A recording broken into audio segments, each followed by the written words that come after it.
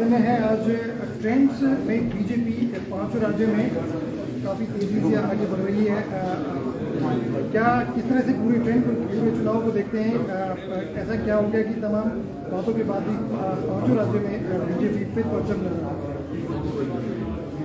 सबसे पहले तो मैं राष्ट्रीय नेतृत्व आदरणीय प्रधानमंत्री जी को बधाई देता हूं। पार्टी के हमारे राष्ट्रीय अध्यक्ष जगत प्रकाश नड्डा जी को बधाई देता हूं।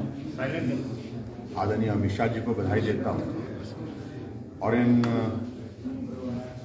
4 प्रदेशों में जहां भारतीय जनता पार्टी की सरकार थी, फिर से भारतीय जनता पार्टी की सरकार बनाने के लिए जो जनमत आया है उसका अभिनंदन करता हूं, स्वागत करता हूं और वहां के नेतृत्व की बहुत बहुत बधाई और शुभकामनाएं देता हूं।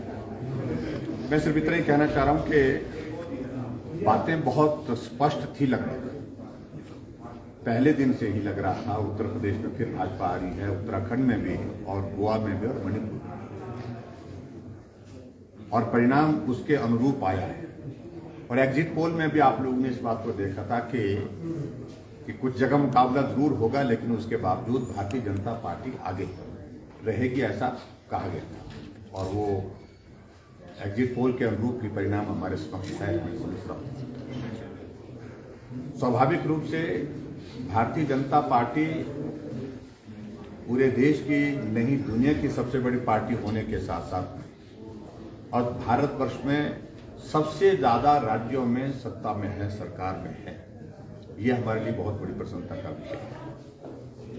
और उत्तर प्रदेश जो अपने आप में एक बहुत बड़ा प्रांत है, जहां बहुत तरह की संभावनाओं को कहा जा रहा था, कई तरह के गठबंधन, कई तरह के प्रयत्न प्रयास किए गए, सरकार वहां पर भारतीय जनता पार्टी की ना बन सकी, लेकिन फिर भी बहुत बड़े बहुमत के साथ जो है वहां पर भारतीय जनता पार्टी की सरकार बन रही है।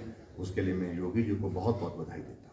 सर, जिस तरह से पंजाब के चुनाव नतीजे हैं, हमेशा देखा जाता है पंजाब का रिफ्लेक्ट करता है हिमाचल प्रदेश में, किस तरह से आप इस पे प्रतिक्रिया रहेगी? कि पंजाब में इस प्रकार के हालात हम देख ही रहे थे जब चुनाव की कैंपेन में भी गए थे, और ऐसे में भारतीय जनता पार्टी ने अपना वोट शेयर हासिल किया।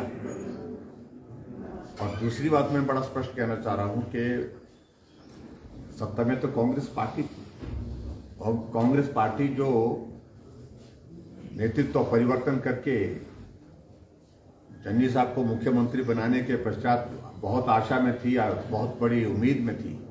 वो चन्नी साहब तो दोनों जगह से हार रहे। जो सिद्धू जी बहुत बड़ी बड़ी हाँक रहे थे, बहुत बड़ी बातें कर रहे थे, बहुत फेंक रहे थे, वो तीसरे नंबर पर चल रहे हैं।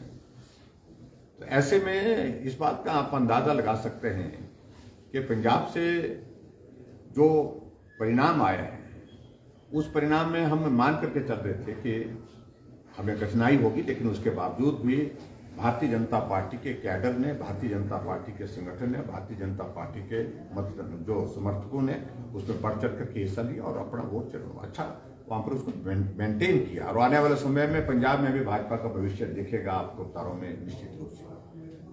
हिमाचल कौन कौन स्टेट है सर? आप जिस तरह से पड़ोसी राज्यों में आगे बढ़ती जा रही है, हिमाचल प्रदेश के लिए भी चैलेंज मानते हैं? और क्या ये जो 5 राज्यों के नतीजे हैं हिमाचल प्रदेश भाजपा के लिए एनकरेजिंग रहेंगे? स्वाभाविक रूप से उत्साहजनक परिणाम है, तो पार्टी का हर एक कार्यकर्ता उत्साहित है, आनंदित है, और इस उम्मीद में हम और भी ज्यादा मेहनत और परिश्रम करेंगे कि हिमाचल प्रदेश में भी भारतीय जनता पार्टी की सरकार 5 साल का कार्यकाल पूरा करने के बाद फिर सत्ता में आए। सर, इसके अतिरिक्त आप कल दिल्ली जाएंगे, राज्यसभा का एक सीट खाली होनी है, क्या इस पे भी कोई तय होना है? और दूसरा, जैसा आपने पहले कहा था, परिवर्तन होगा, पोर्टफोलियो हो चाहे मंत्री और बने, क्या कोई एक्सपेंशन की कल का दिल्ली जाने का कार्यक्रम जो है बहुत एक रूटीन, वहां पर हमारे फाइनेंस मिनिस्टर के साथ बैठक है, उस बैठक के सिलसिले में जा रहे हैं। और इसके अलावा हमने वहां पर कोई बहुत ज्यादा और अलग से कोई रखा है इस प्रकार का नहीं अभी, क्योंकि विधानसभा का सत्र भी चल रहा है, मुझे वापस भी आना है। और उसके साथ दूसरी बात यह है कि स्वाभाविक रूप से आज के परिणाम आने के पश्चात हमारा केंद्रीय नेतृत्व कल बहुत व्यस्त होगा। तो इसलिए मैं इतना ही कहना चाहता हूँ, बहुत जो औपचारिक जो हमारी एक बैठक है उस बैठक के सिलसिले में कल जा रहा हूँ। प्रदेश में एक्सपेंशन एंड रीशफल संभव इन है? सारी बातों के लिए जब ये सरकारें बन जाएंगी, सरकारें बनने के बाद आगे जब हिमाचल के संदर्भ में हमारा पार्टी का वरिष्ठ नेतृत्व, केंद्रीय नेतृत्व चर्चा करेगा तो उसके बाद संभावनाएं हैं सर? तो देखिए, राजनीति में संभावनाओं को तो कभी मना नहीं किया जा सकता। सर ईवीएम हैकिंग का हमेशा रहता है, हार के बाद तो आप किस तरह अब आज से ये पिछले कल परसों से जब से एग्जिट पोल आना शुरू हो गया तो उस वक्त से शुरू हो गया था ये कि ईवीएम जो है वो ठीक नहीं है। कुछ लोगों ने, बड़े नेताओं ने जो विपक्ष के हैं, वो इस बात का जिक्र हमेशा करते हैं। मैं सिर्फ इतना ही कहना चाहता हूं कि लोकतांत्रिक व्यवस्था में विश्वास करना चाहिए, जनमत जो भी आता है उसको स्वीकार करना चाहिए। सर उत्तराखंड में जो है वो सरकार हर 5 बार बदलती है, वहाँ पर मीठक टूटा है, फिर सरकार रिपीट नहीं होती है, इस पर क्या प्रतिक्रिया? यूपी में भी अगली बार हिमाचल प्रदेश में भी इस बार आप देखेंगे कि सरकार भाजपा की ही बनेगी और जो सरकार बदलने की क्रम की बात आप लोग कर रहे हैं, सोच रहे हैं, वो सारी चीजें धरी की धरी रहे। Thank you.